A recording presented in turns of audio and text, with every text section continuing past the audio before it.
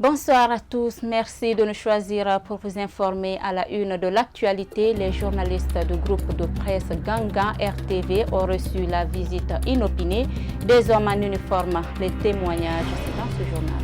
L'humanité a célébré la journée mondiale de l'écriture manuscrite ce samedi 23 janvier 2021.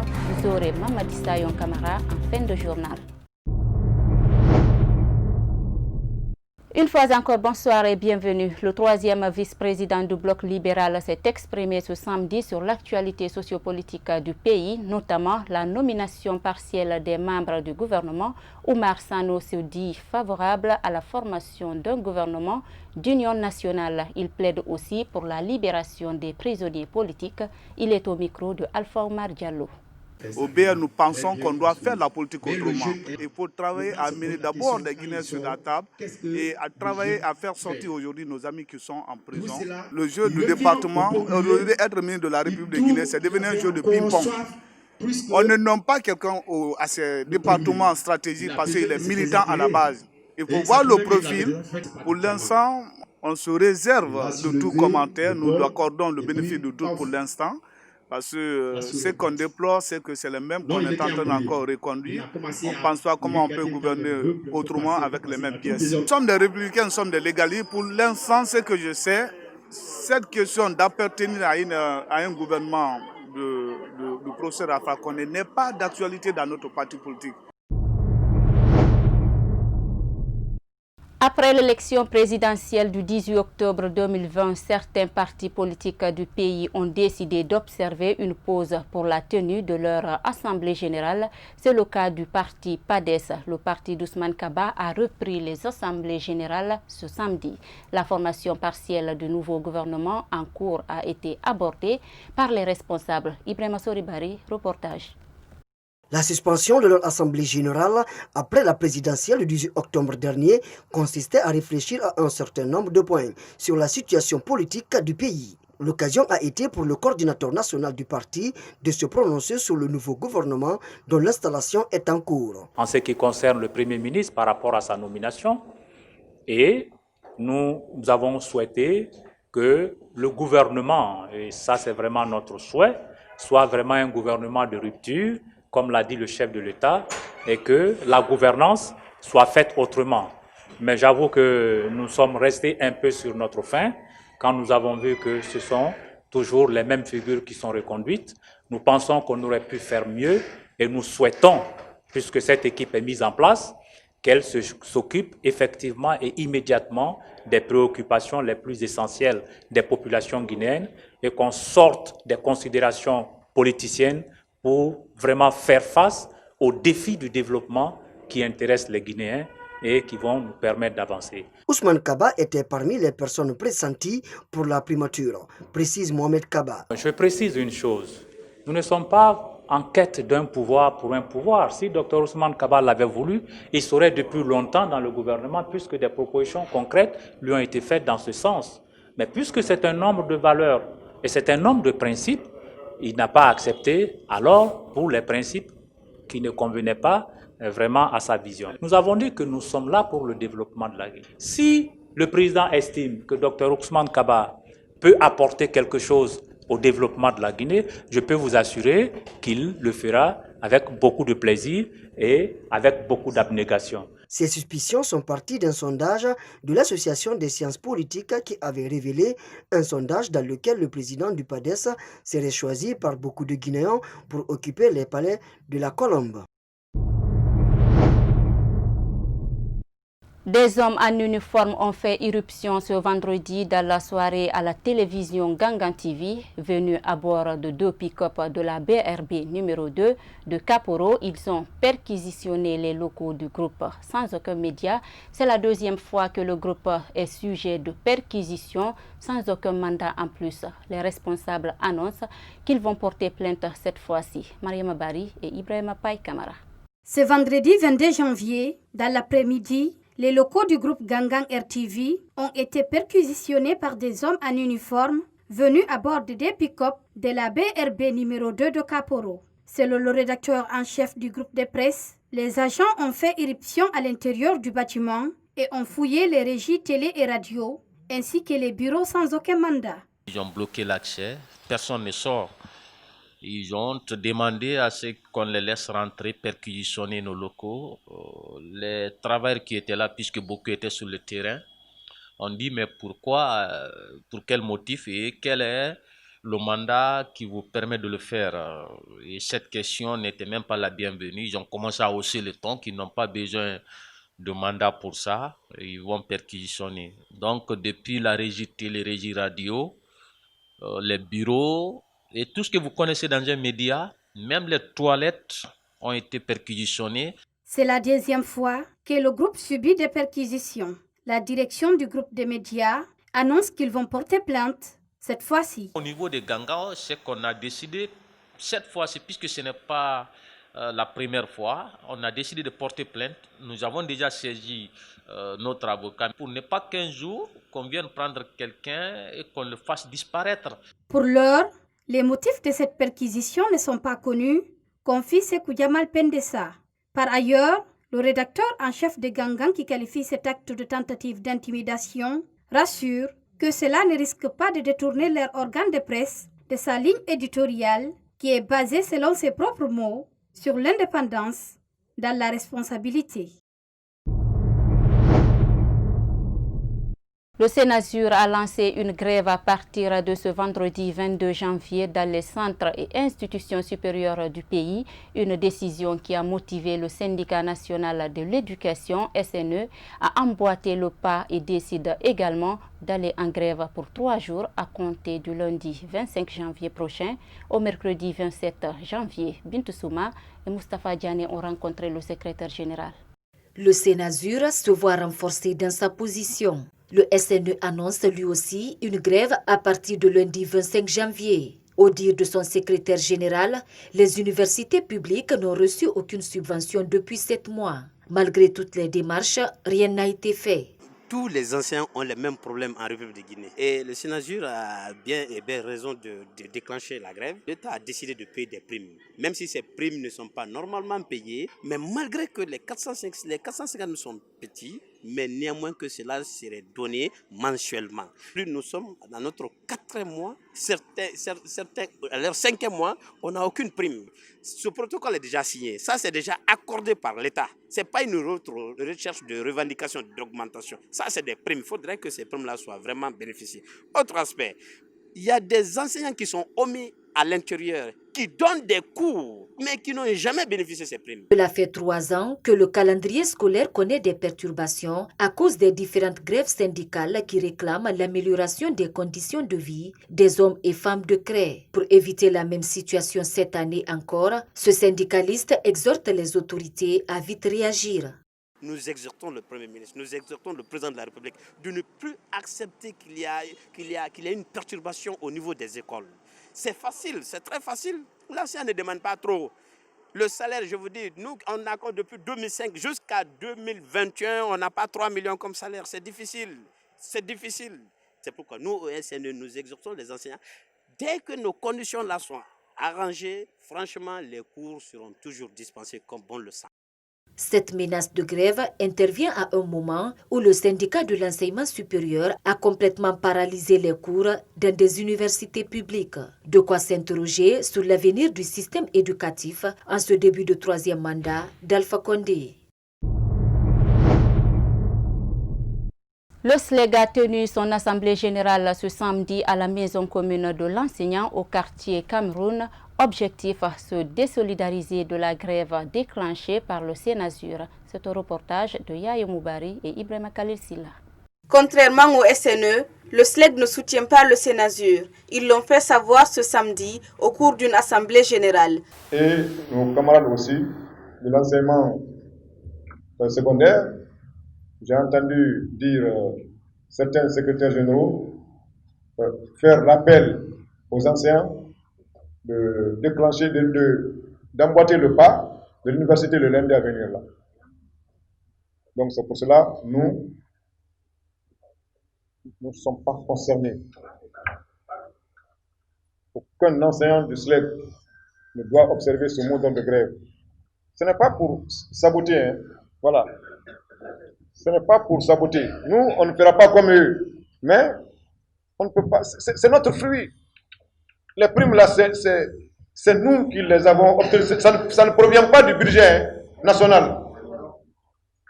C'est le salaire des fictifs que nous-mêmes nous avons décelé. Le bureau exécutif a aussi mentionné le problème lié à l'Institut national d'assurance maladie obligatoire pour les enseignants, membres du SLEG. Il a été décidé par le mouvement syndical de passer à la sensibilisation.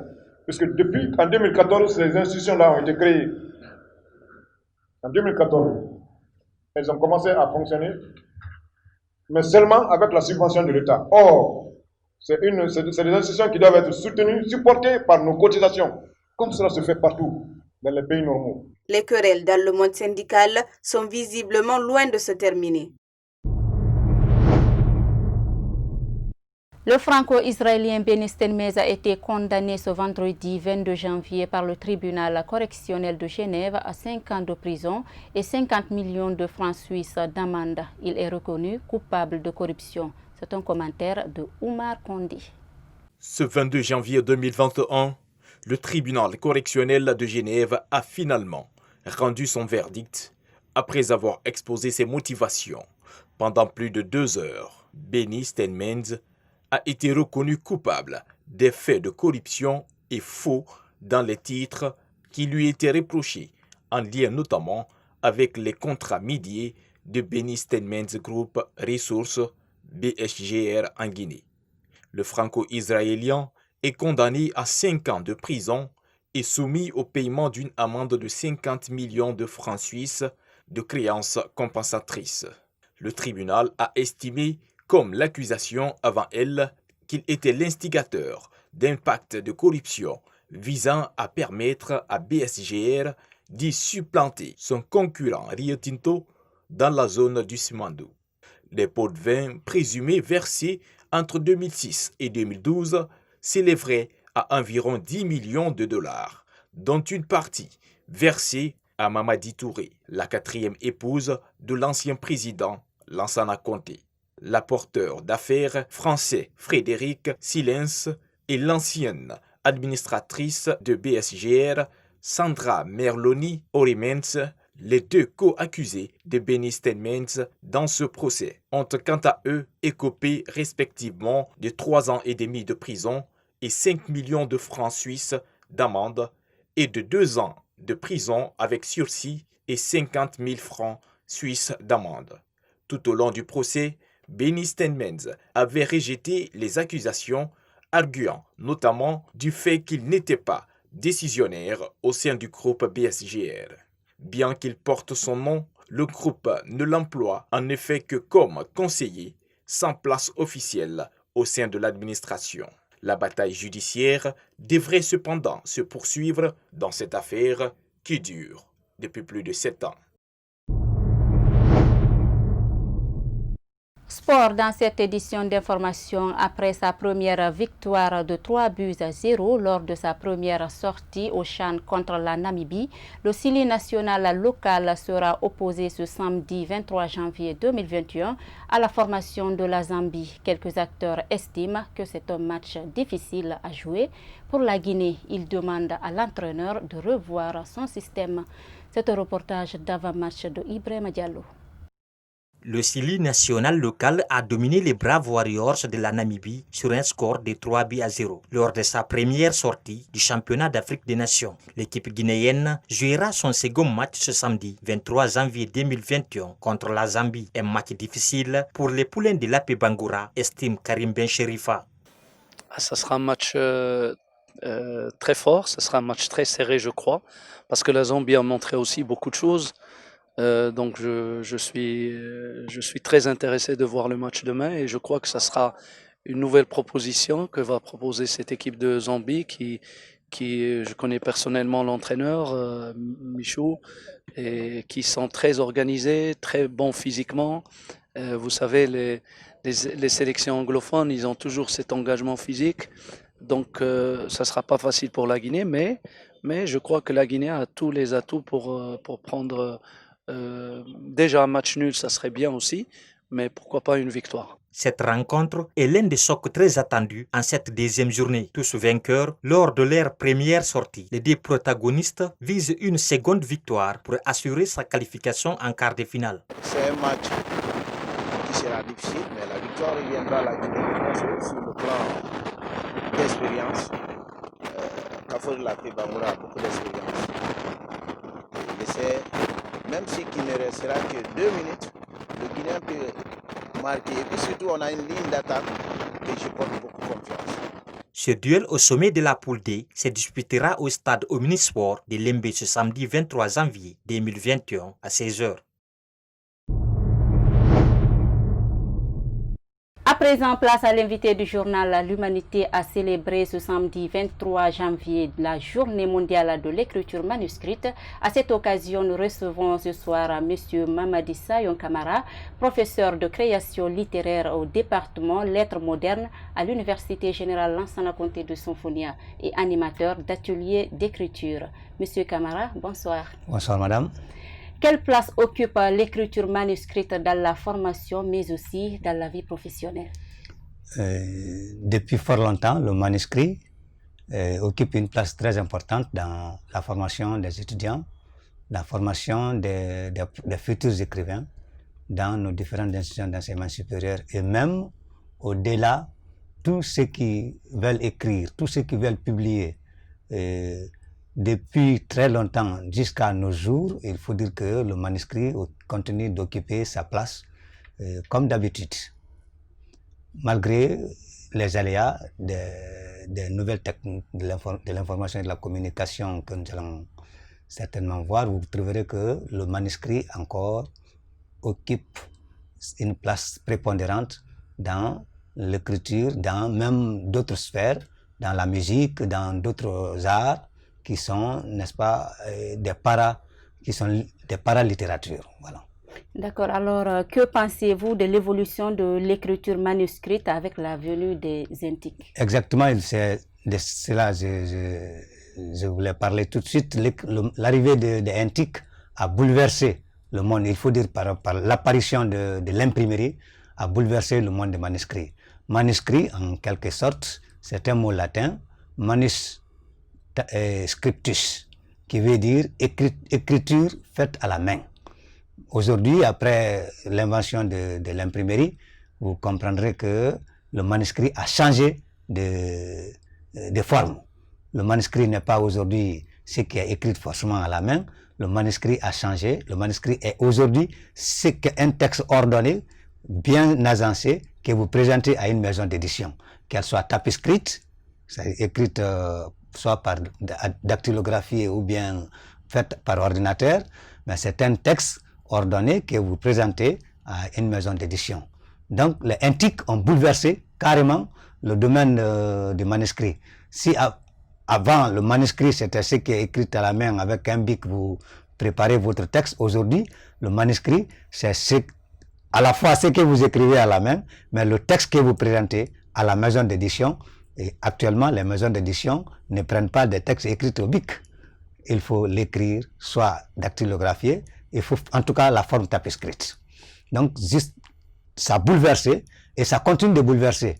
Le grand souci que nous avons, c'est que nous n'utilisons pas les Intiques au profit de l'écriture. D'accord, alors quelles sont les pistes de solutions pour la valorisation de l'écriture manuscrite dans le pays? Bon, c'est d'abord de comprendre que l'écriture, ça s'apprend.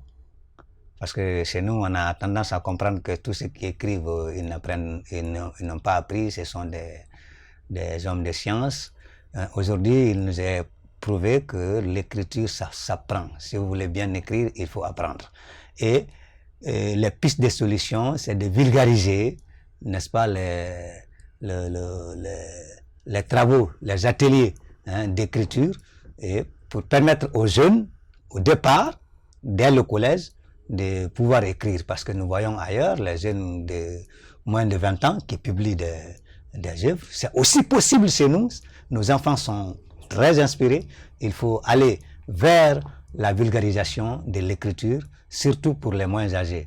Parce que nous sommes dans un monde actuellement virtuel.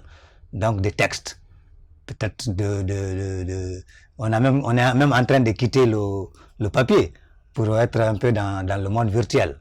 Alors les autres, ils sont presque arrivés, nous les suivons de pas, mais il faut aller vers, n'est-ce pas, la vulgarisation et enseigner dans les départements des lettres la création littéraire. C'est une approche pour permettre, n'est-ce pas, de former d'autres personnes qui peuvent aller vulgariser, n'est-ce pas, cette affaire d'écriture. L'écriture ne peut pas aller sans manuscrit. Il n'y a pas d'auteurs qui me disent, bon, moi j'ai aujourd'hui écrit, je suis allé, j'ai publié. D'ailleurs, si vous avez écrit, que ce soit à la main ou bien à tapis script ou dactylo ou bien à l'ordinateur, ça c'est un manuscrit. Donc le manuscrit continue et il va continuer encore. Tant que le texte n'est pas publié par une maison d'édition ou bien publié avec un ISSN ou bien un ISBN, donc avec un numéro donc à l'international, c'est encore un manuscrit.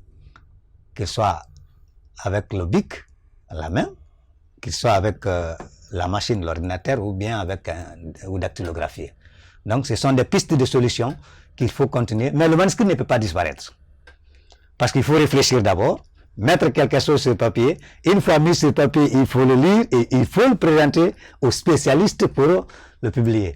Donc, le manuscrit a encore de beaux jours devant lui. D'accord. Merci beaucoup, M. Camara. C'est à moi de vous remercier. Merci. C'est cette rubrique invitée du journal qui met fin à cette édition d'information à tous. Merci de l'avoir suivi et bon week-end en compagnie des programmes de la télé du 21e siècle. Au revoir.